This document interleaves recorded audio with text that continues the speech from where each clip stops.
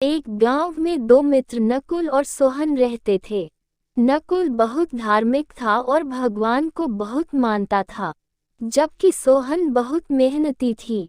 एक बार दोनों ने मिलकर 1 बीघा जमीन खरीदी, जिससे वह बहुत फसल उगाकर अपना घर बनाना चाहते थे। सोहन तो खेत में बहुत मेहनत करता, लेकिन नकुल कुछ काम नहीं करता बल्कि मंदिर में जाकर भगवान से अच्छी फसल के लिए प्रार्थना करता था।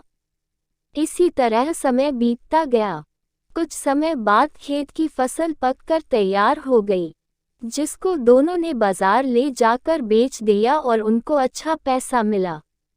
घर आकर सोहन ने नकुल को कहा कि इस धन का ज्यादा हिस्सा मुझे मिलेगा, क्योंकि मैंने खेत में ज्यादा मेहनत की है।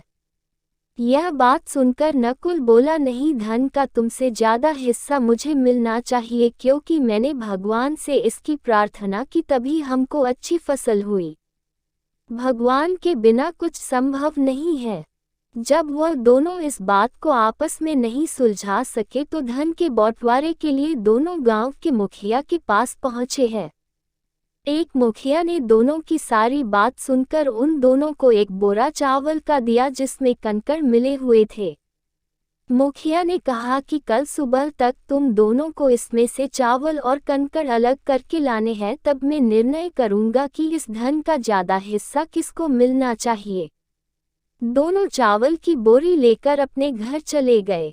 सोहन ने रात भर जागकर चावल और कंकड़ को अलग किया, लेकिन नकुल चावल की बोरी को लेकर मंदिर में गया और भगवान से चावल में से कंकड़ अलग करने की प्रार्थना की।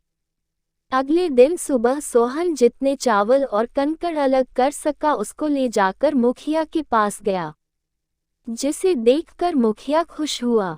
नकुल वैसी की वैसी बोरी को ले जाकर मुखिया के पास गया। मुखिया ने नकुल को कहा कि दिखाओ तुमने कितने चावल साफ किए हैं।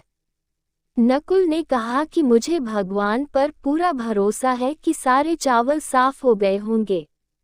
जब बोरी को खोला गया तो चावल और कंकड़ वैसे के वैसे ही थे। जमींदार ने नकुल को कहा कि भगवान भी तभी सहायता करते हैं जब तुम मेहनत करते हो। जमींदार ने धन का ज्यादा हिस्सा सोहन को दिया। इसके बाद नकुल भी सोहन की तरह खेत में मेहनत करने लगा और अब की बार उनकी फसल पहले से भी अच्छी हुई। हमें कभी भी भगवान के भरोसे नहीं बैठना चाहिए। हमें सफलता प्राप्त करने के लिए मेहनत करनी चाहिए।